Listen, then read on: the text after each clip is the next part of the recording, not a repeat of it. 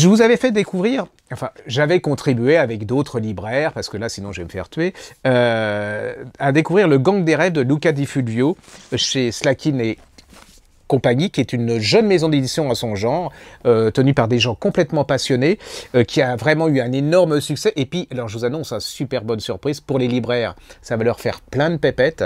Il y a un tome 2 et il y a un tome 3. Vous imaginez, le tome 2 et le tome 3, s'ils sont aussi bons que celui-là, les enfants, c'est...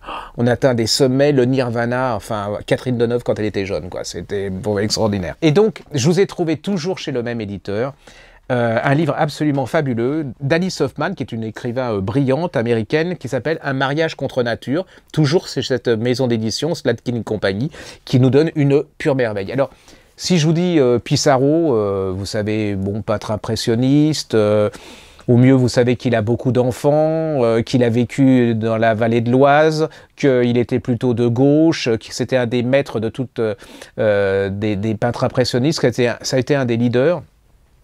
Et puis, mais vous vous dites, c'est vrai qu'on n'y pense jamais, mais les peintres comme ça ont eu une mère et un père. On ne connaît pas l'importance de cette mère et de ce père sur ses enfants. Et là, vous allez découvrir la mère de Pissarro, qui est un personnage extraordinaire, une femme incroyable, qui m'a fait penser quelque part par la personnalité, la force du caractère à Frida Kahlo. On est à Saint-Thomas, exactement à une petite île qui est sous domination danoise, qui s'appelle Saint-Thomas. Ils sont juifs, hein, la mère est juive, donc ils sont partis de Saint-Domingue parce que il y avait du racisme. Par contre, à Saint-Thomas, sous domination scandinave, on n'est pas raciste, on a droit de pratiquer sa religion. Les juifs, il n'y a pas d'antisémitisme et on peut être négociant. Donc les parents s'installent là. Le père est absolument brillant, c'est-à-dire il est négociant, mais en plus il éduque sa fille comme un fils, c'est-à-dire qu'elle va lire beaucoup. Elles sont d'origine aussi de Bordeaux, française, qui explique qu'elle est fascinée par la France. Alors cette île est merveilleuse, hein, elle est remplie de... C'est foisonnant de bêtes, de nature et tout. Je vous avais expliqué l'anecdote, c'est-à-dire que pour qu'il y ait moins de moustiques, on prend un grand bassin, on met de l'eau dedans avec des poissons rouges, et les poissons rouges mangent les larves de moustiques. Il y a plein de petites choses comme ça, vous êtes complètement dedans, la tempête et tout.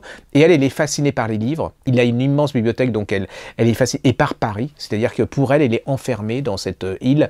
Elle veut qu'une chose, c'est partir et voir Paris, voir la mode, voir les femmes bien habillées et tout.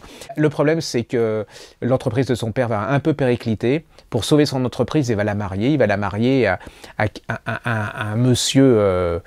un monsieur plutôt sympathique, mais qui a déjà 3 enfants. Elle va avoir 3 autres enfants avec cet homme. Ça va bien se passer, mais alors, vous allez voir, le personnage extraordinaire de cette jeune fille, c'est qu'elle va dire, non, je veux bien me marier, mais je veux le voir, je veux qu'on parle ensemble, alors ce qui à l'époque était pas possible.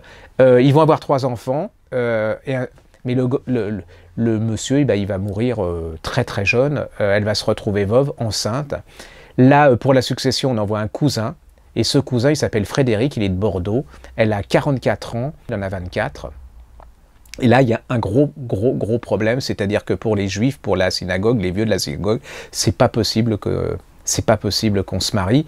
Ça va être un combat de 8 ans. Ils vont se battre comme des fous pour se marier. Ils vont y arriver.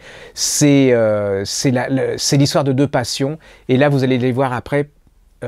Il y a 2 enfants qui vont survivre de ce mariage, dont Camille Pissarro qui va se retrouver à Paris.